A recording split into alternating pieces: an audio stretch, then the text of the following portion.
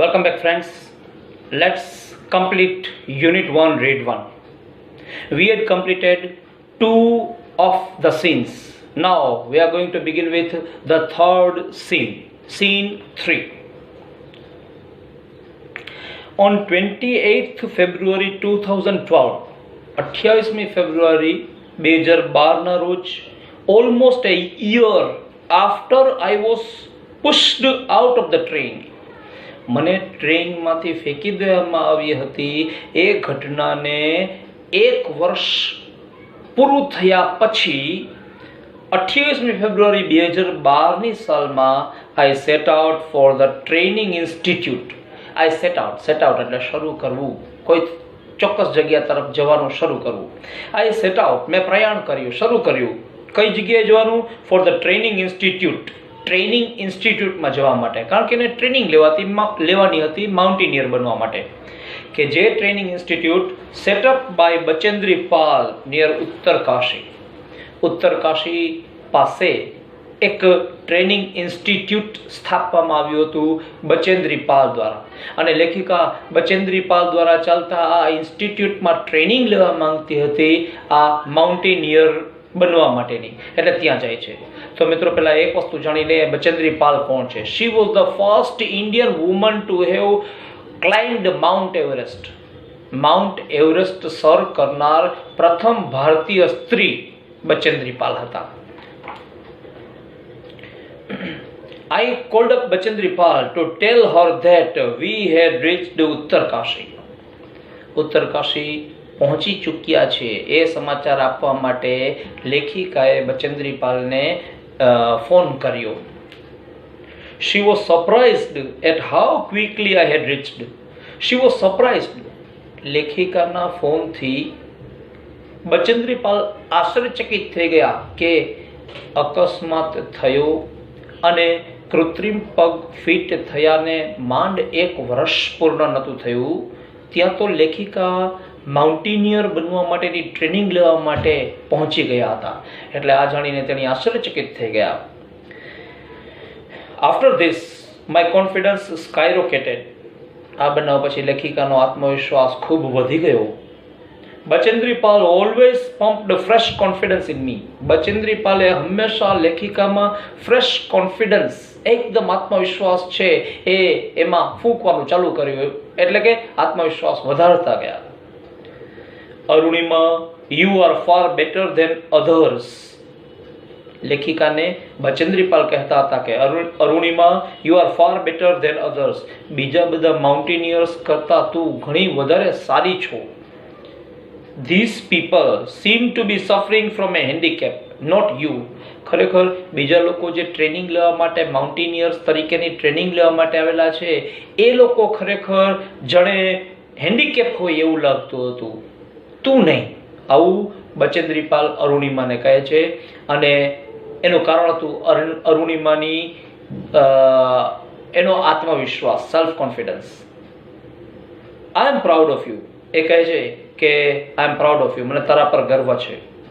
But before Everest expedition એટલે પ્રવાસી યાત્રા, એ કહે છે કે માઉન્ટ એવરેસ્ટ સર કરીએ તે પહેલા you will have to prove yourself. તારે તારી જાતને સાબિત કરવી પડશે કે તું માઉન્ટ એવરેસ્ટ સર કરીશ. હવે એક વસ્તુ ક્લિયર છે કે માઉન્ટ એવરેસ્ટ સર કરવો છે તો સીધું કંઈ નીકળી ન પડે કે ચાલો માઉન્ટ એવરેસ્ટ સર કરીએ, કારણ કે એના માટે તો કેટલી ટ્રેનિંગ લેવી પડે ને બીજા નાના અથવા નાના મોટા એવા બીજા પર્વતો છે એ સર કરવા પડે, કારણ કે mount Everest is the toughest one to climb. Mount Everest છે એ સૌથી વધારે ટફ છે ક્લાઇમ્બ કરવા માટે.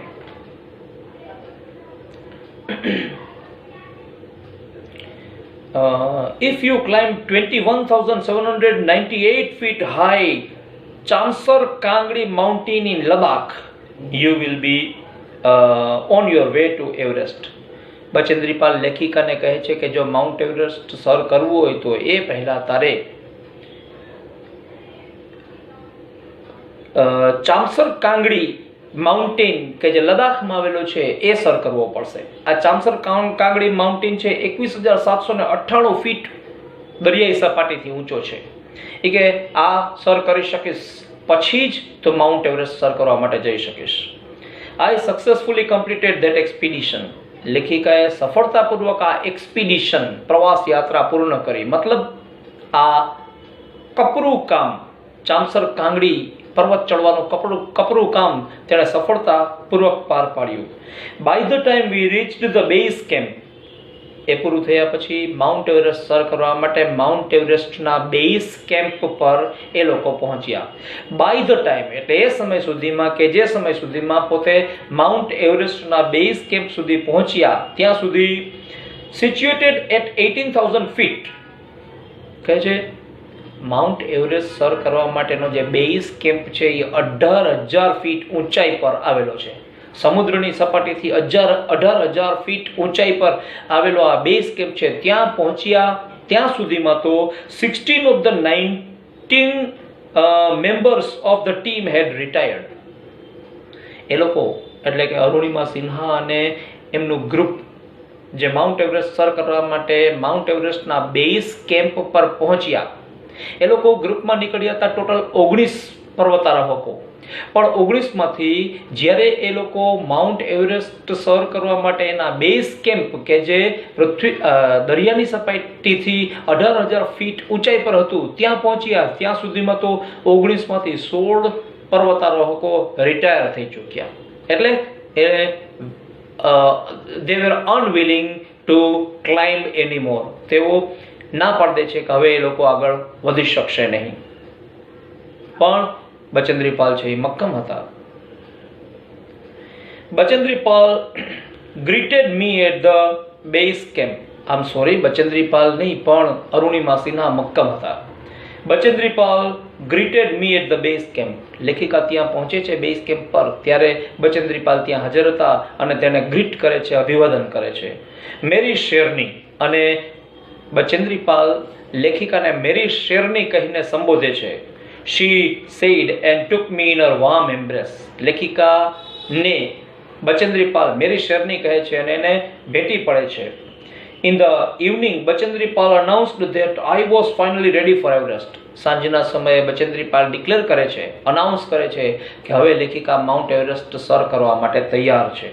She also assured me that she would talk to the officials at Tata Steel for sponsoring my Everest dream. લેખિકાને એ ખાતરી અપાવે છે કે તેણી ટાટા સ્ટીલના જે ઓફિશિયલ્સ અધિકારીઓ છે એની સાથે વાત કરશે અને એ એવું પ્રપોઝલ કરશે, દરખાસ્ત મૂકશે કે લેખિકાના માઉન્ટ એવરેસ્ટ સર કરવા માટેનો જે ખર્ચ થશે એ ખર્ચ છે એ ટાટા સ્ટીલના ઓફિશિયલ્સ ભોગવે, એટલે એને સ્પોન્સર કરે લેખિકાને. સીન 4.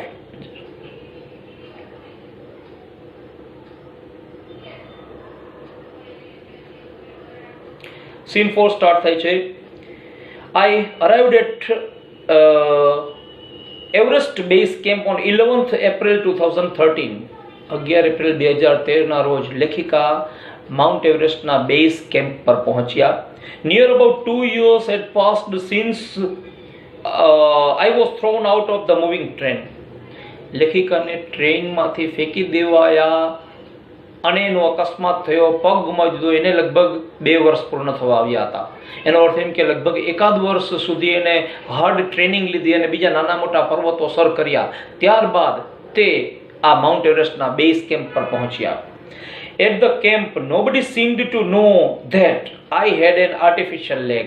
અને આ કેમ્પ પર પહોંચ્યા ત્યારે કેમ્પ પર રહેલા બીજા પર્વતારોહકોમાંથી બીજા કોઈને, એટલે કે એના ગ્રુપના જે હતા એના સિવાયના બીજા કોઈને ખબર નહોતી કે લેખિકા છે એને આર્ટિફિશિયલ લેગ હતો. વન ડે વાઇલ રિટર્નિંગ, એક દિવસ જ્યારે અમે પાછા ફરી રહ્યા હતા ત્યારે my left leg got wet with snow.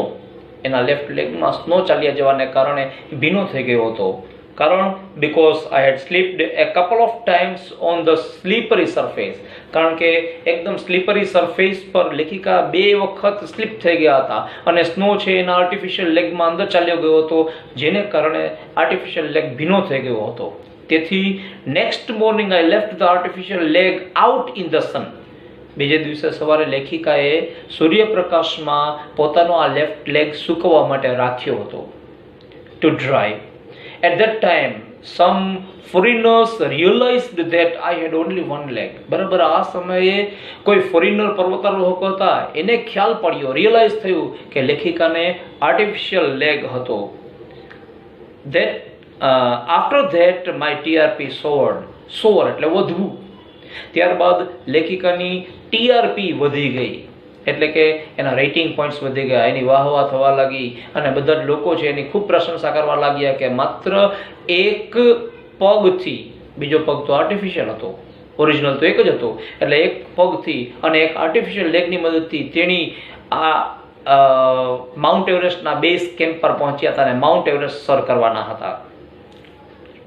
In my final expedition to Sagarmat માટે બ્રેકેટમાં પેલું છે head of the sea, the local name of the for the peak of Everest. Peak of Everest માટેનું લોકલ નેમ છે head of the sea અથવા સાગરમઠ. આ સાગરમઠ local નામ છે કે છેલ્લી મારી સાગરમઠ સુધીની જે એક્સપેડિશન હતી ત્યાં Nima Kancha was my mountain guide. એના એવરેસ્ટ એટલે બેઝ કેમ્પથી હવે એવરેસ્ટ પર પહોંચવાનું હતું. આ એવરેસ્ટ પર પહોંચતા સુધી હવે એના ગાઈડ, પર્વતારોહકના ગાઈડ્સ હોય છે, એમાં આ લેખિકાના ગાઈડ બન્યા Nima કાંચા. He was a nice and helpful Nepalese man. તે નેપાળી હતા અને he was a nice and kind man, helpful man. તે સારા હતા અને મદદરૂપ બનેવા વ્યક્તિ હતા. Who used to scold me at times when upset. અને જ્યારે લેખિકા અપસેટ થઈ જતા હતા ત્યારે નીમા કાંચા છે એને સ્કોલ્ડ કરતા હતા, ખીજાતા હતા, ઠપકો આપતા હતા. નીમા કાંચા, નીમા લેડીનું નામ નથી, ધ્યાન રાખજો મિત્રો. ધ લાસ્ટ ટ્રેક, હવે છેલ્લો ફાઇનલ ટ્રેક પર પહોંચે છે. The last track to the peak of Everest began. Mount Everest માટેનો છેલ્લો ટ્રેક હતો એ શરૂ થયો. It was a very dangerous narrow path. આ એકદમ ભયાનક અને સાંકડો એવો રસ્તો હતો. આઈ સ્લીપ્ડ એન્ડ ફેલ વન્સ. એક વખત તો લેખિકા સ્લીપ થઈ ગયા અને પડી ગયા. Even my oxygen was running out. અને લેખિકાએ જે ઓક્સિજન માસ્ક લગાવેલું હતું એમાં ઓક્સિજન હતું, ઓક્સિજન ખલાસ થવાની તૈયારીમાં હતું. I was struggling with my paining leg. એક તો ઓક્સિજન ખલાસ થવાનું હતું, બીજું એનો જે પગ હતો એ ખૂબ દુખી રહ્યો હતો, એને કારણે પણ પોતે સફર કરી રહ્યા હતા. My Sherpa said I must quit. ત્યારે એના શેરપા એટલે નીમા કાંચાની વાત કરે છે, અંતે એના શેરપા નીમા કાંચાએ પણ એને કહ્યું, શું કહ્યું કે ભાઈ આઈ મસ્ટ ક્વિટ. લેખિકાએ ક્વિટ કરી દેવું જોઈએ, પોતાનો આ પ્રયત્ન છોડી દેવો જોઈએ. માઉન્ટ એવરેસ્ટ હવે વધારે આગળ જવાય નહીં, કારણ કે માઉન્ટ એવરેસ્ટ સર કરવા માટે પહેલી વસ્તુ છે કે ઓક્સિજનની માત્રા પ્રમાણમાં હોવી જ જોઈએ, જે લેખિકા પાસે ખલાસ થવાની તૈયારીમાં હતી. But I knew that there was no going back. પણ લેખિકાને ખબર હતી કે there was no going back. એના માટે પીછેહટ કરવી શક્ય જ ન હતું. એ પોતે પીછેહટ કરવાના જ ન હતા. I pushed forward through my Sherpa, though my Sherpa kept insisting that I should return. જોકે માય શેરપા કેપ્ટ ઓન ઇન્ઝિસ્ટિંગ, મારા શેરપા એટલે નીમા કાંચાએ ઇન્ઝિસ્ટ કર્યો, આગ્રહ રાખ્યો કે લેખિકાએ પરત ફરવું જોઈએ, પણ છતાં લેખિકા આગળ ને આગળ વધતા ગયા. I have enough oxygen to reach the summit. લેખિકા પાસે પૂરતું ઓક્સિજન હતું કે તે સમિટ એટલે શિખર પર, એવરેસ્ટ પર પહોંચી જાય અને ત્યાં પહોંચીને એન્ડ હોઇસ્ટ ધ કન્ટ્રીઝ ફ્લેગ. ત્યાં પહોંચી અને આપણા દેશનો રાષ્ટ્રધ્વજ ત્યાં ફરકાવી શકે. ત્યાંથી રિટર્ન થવા પૂરતું ઓક્સિજન ન હતું, પણ તેણીને એની ચિંતા નથી. રિટર્ન થવામાં કદાચ ગમે તે થાય, પોતે મૃત્યુ પામે તો પણ એને ચિંતા ન હતી. એવરેસ્ટ સુધી પહોંચી જવાય એટલું ઓક્સિજન તો ઇનફ હતું એની પાસે, એટલે તેણી કહે છે કે પોતે ગમે તેમ કરીને એવરેસ્ટ પહોંચશે જ. રિટર્ન થવાય કે ન થવાય બીજા નંબરની વસ્તુ છે, જીવિત રહે કે ન રહે ત્યારબાદ એ બીજા નંબરની વસ્તુ છે. What happens afterwards doesn't matter anymore. તેણે કહે છે કે ત્યારબાદ શું થાય છે એ મારા માટે મહત્વનું નથી. I told Nima Kancha formally. Nima કાંચાને ફોર્મલી કહી દે છે, મક્કમતાપૂર્વક, કે ભાઈ હું ત્યાં પહોંચી જઈશ એટલું ઓક્સિજન છે, ત્યાં પહોંચ્યા પછી રિટર્નમાં શું થશે એ મારે જોવાનું નથી, જે હોય તે પછી જે થાય તે કે. Remember, none can defeat you until you concede. આ લાઈન પણ મિત્રો બહુ કામની છે, જે પ્રશ્નમાં પૂછાય છે આઈડેન્ટિફાય ધ રીડ માટે, કે કયા રીડમાંથી લેવામાં આવેલું છે. કહે છે શું કે ભાઈ નો વન, કોઈ પણ વ્યક્તિ એવું નથી હોતું અથવા કોઈ પણ એવી બાબત નથી હોતી કે જે તમને હરાવી શકે જ્યાં સુધી તમે પોતે તમારી પોતાની હિંમત હારી જાઓ. એટલે શું કહે છે? Remember, no one can defeat you until you concede. તમે જ્યાં સુધી શરણે નથી થઈ જતા પરિસ્થિતિને, ત્યાં સુધી કોઈ પણ વ્યક્તિ તમને હરાવી શકતું નથી. આપણે માનસિક રીતે સ્ટ્રોંગ હોઈએ તો કોઈ પણ બાહ્ય પરિસ્થિતિ આપણને હરાવી ન જ શકે. Yes, occasional failures will test you. હા, પ્રસંગોપાત અમુક નિષ્ફળતાઓ હોય જે તમારામાં રહેલી કેપેસિટી છે એને ટેસ્ટ કરશે, બટ કીપ ટ્રાઇંગ, પણ પ્રયત્નો કરતા રહો. Some doors of opportunity will certainly open. તમારા માટે પ્રયત્નો કરતા રહેશો તો ઓપોર્ચ્યુનિટીઝ એટલે નવી નવી તકોના દ્વાર ખુલી જ જશે. Then I could see him following me even as I continued to drag myself to the top. પછી I could see him following me. લેખિકાએ Nima કાંચાને કહી દીધું હતું કે ભાઈ હું તો માઉન્ટ એવરેસ્ટ સર કરીશ જ. લેખિકા ધીમે ધીમે માઉન્ટ એવરેસ્ટ તરફ આગળ વધી રહ્યા હતા અને પછી જુએ છે તો નિમા કાંચા પણ એની પાછળ આવી રહ્યા હતા. The drag continued till it finally happened. જ્યારે પોતે અંતે માઉન્ટ એવરેસ્ટ પર પહોંચ્યા ત્યાં સુધી ડ્રેગ ચાલતું રહ્યું. એટલે ક્યારેક ઘસડાતા પોતાનો પગ બહુ દુખી રહ્યો હતો, એટલે એકદમ ધીમે ધીમે જાણે એને જવું પડતું હતું, જાણે ઘસડાતા હોય એવી રીતે, પછી ચાલવું, ધીમે ધીમે જવું, ને આ પ્રક્રિયા કરતા અંતે એવરેસ્ટ સુધી પહોંચે છે. The top is a small 20 by 20 inches 20 by 20 feet ice table. 20 by 20 ફૂટનું ice table હોય એવડું આ ટોપ હતું. I saw several flags of various countries fluttering proudly. લેખિકા ત્યાં પહોંચ્યા ત્યારે જોયું કે ત્યાં કેટલાક દેશના રાષ્ટ્રધ્વજ ફરકી રહ્યા હતા. I had lived this moment so many times in my mind. લેખિકા કહે છે કે હું ખરેખર આ જગ્યાએ પહોંચી એ પહેલા તો સ્વપ્નમાં અથવા કલ્પનામાં કેટલી વખત હું આ જગ્યાએ પહોંચી ગઈ હતી. And that I did not have to be told that finally I had arrived.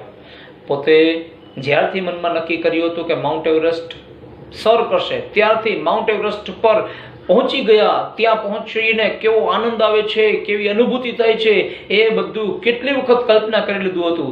એટલે એને કોઈએ કહેવાની જરૂર ન રહી કે હવે પોતે માઉન્ટ એવરેસ્ટ પર પહોંચી ગયા હતા. At 11:55 AM on 21st May 2013, 21મી મે 2013ના રોજ સવારે 10:55 I was on the top of the world. પોતે દુનિયાના સૌથી ઊંચામાં ઊંચા શિખર પર હતા. I felt like dancing, crying and laughing at the same time. હવે લેખિકામાં અલગ અલગ પ્રકારની લાગણી હતી. એને ડાન્સ કરવાનું મન થતું હતું, ખૂબ હસવાનું મન થતું હતું, રડવાનું મન થતું હતું. My mind was a kaleidoscope of emotions. એનું મગજ તો જાણે કેલિડોસ્કોપ ઓફ ઇમોશન્સ, લાગણીઓનું કેલિડોસ્કોપ બની ગયું હતું, લાગણીઓથી ભરપૂર થઈ ગયું હતું. અલગ અલગ પ્રકારની લાગણીઓ છે એના મનમાં ચાલી રહી હતી અને હૃદયમાં પણ. Everyone has a reason to be alive. દરેક વ્યક્તિને જીવિત રહેવા માટે કંઈક ને કંઈક કારણ હોય છે. મે બી ધીસ વોઝ માઇન. લેખિકા કહે છે કે કદાચ ટ્રેનના અકસ્માત વખતે હું જીવતી રહી ગઈ એની પાછળનું કારણ આ જ હતું કે મારે માઉન્ટ એવરેસ્ટ સર કરવાનો હતો અને ફર્સ્ટ ફિમેલ એમ્પ્યુટી બનવાનું હતું માઉન્ટ એવરેસ્ટ સર કરનાર. I had my flag, I held my flag. લેખિકા પોતાનો ઇન્ડિયાનો રાષ્ટ્રધ્વજ જે હોય છે એ પોતે ઊંચો કરે છે and raised both my hands high up to register my country's record. બંને હાથ ઊંચા કરી ફ્લેગ લહેરાવે છે અને પોતાના કન્ટ્રીનો અને પોતાનો રેકોર્ડ રજીસ્ટર કરે છે અને માઉન્ટ એવરેસ્ટ પર પોતે ઇન્ડિયાનો ફ્લેગ છે ત્યાં લહેરાવી દે છે અને આમ પોતે પોતાની આ નક્કી કરેલો ધ્યેય છે એ પૂર્ણ કરે છે અને ભવ્ય સફળતા મેળવે છે. Even though she herself became an amputee, she successfully completed her dream of climbing Mount Everest. અહીંયા આ લેસન કમ્પ્લીટ થાય છે, જેમાં લેખિકા દ્વારા કરવામાં આવેલા પ્રયત્નો અને સંઘર્ષ અને અંતે એમની પોતાની જે એનું ડ્રીમ હતું એ પૂર્ણ થયાની સ્ટોરી કહેવામાં આવી છે. ફાઇન.